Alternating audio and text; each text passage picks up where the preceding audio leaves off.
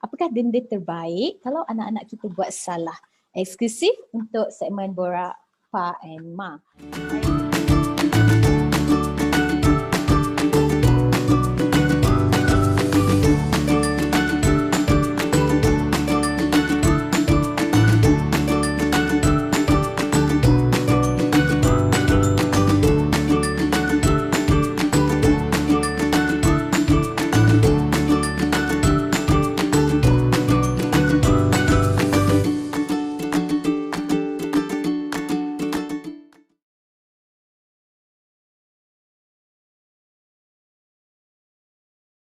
Assalamualaikum kepada semua follower Pak and Ma. Saya Dr. Azu Syahadan, pakar kepimpinan diri, keluarga dan organisasi, akan bercerita mengenai topik didik anak. Apakah denda terbaik kalau anak-anak kita buat salah? Eksklusif untuk segmen Borak Pak and Ma. Mari kita mulakan, okey? Pertama sekali, kita kena faham tujuan kita mendenda anak-anak adalah untuk mendisiplinkan mereka. Denda datang dalam bentuk disiplin dan bukannya dalam bentuk hukuman ataupun pukulan. Memukul, mendenda atau menghenti anak-anak adalah perkara yang ibu bapa perlu elakkan kerana ia membawa kesan negatif ke atas pembesaran emosi anak-anak kita dan mendatangkan masalah terhadap perlakuan dan juga psikologi cara fikir anak-anak di masa akan datang yang menyebabkan mereka mengalami masalah esteem diri yang rendah, agresif, mudah marah, sering bersedih atau tidak suka untuk bercampur dengan orang atau suka bersendirian dan berahsia. Jadi sekiranya anak-anak kita melakukan kesalahan, kita harus didik mereka dengan gaya kepimpinan autoritatif dan memberikan denda yang mampu mendisiplinkan mereka. Eksklusif untuk segmen Borak Pa and Ma, saya kongsikan 5 denda yang mampu mendisiplinkan anak-anak dan memupuk hubungan kasih sayang yang positif. Denda yang pertama adalah disiplin corner. Sediakan satu ruang atau sudut di rumah yang selesa untuk anak-anak dan setiap kali mereka melakukan kesalahan, arahkan mereka untuk duduk di sudut tersebut dan berikan mereka tugasan yang sesuai dengan usia dan apa yang mereka pelajari di sekolah. Okey, contohnya jika anak kita berusia 10 tahun, kita arahkan mereka untuk menghafal sifil 12 atau menulis sebuah karangan di sudut tersebut.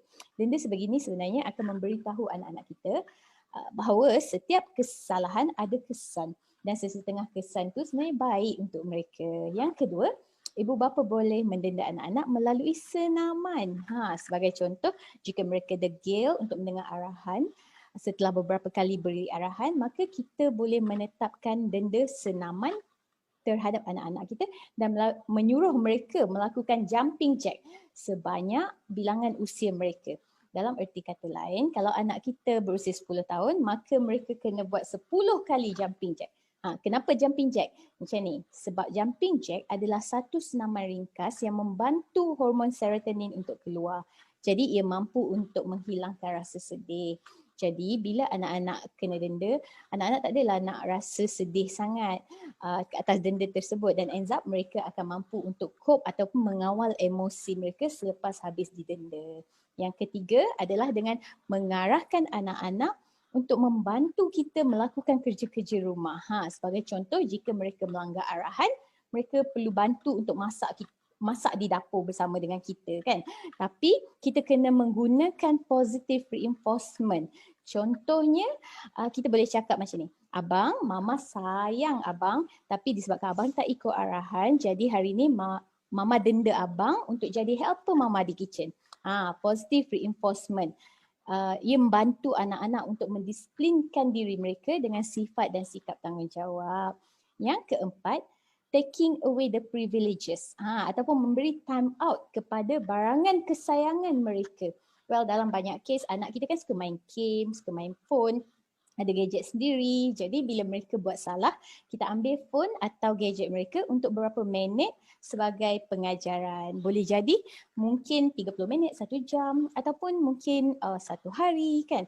Bergantung kepada kesalahan. Dengan melakukan denda ni sebenarnya kita memberitahu anak-anak kita bahawa kadang-kadang ada kesalahan yang menyebabkan kita akan kehilangan benda atau perkara yang kita sayang. Jadi kalau boleh, it's better for them untuk mengelakkan daripada melakukan kesalahan.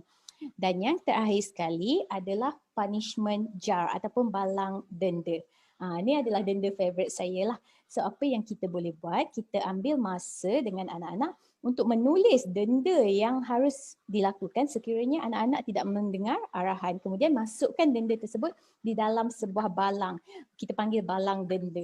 Dan setiap kali mereka melakukan kesalahan atau tidak mendengar arahan, minta anak-anak untuk draw atau ambil denda dari balang tersebut dan melakukan denda tersebut.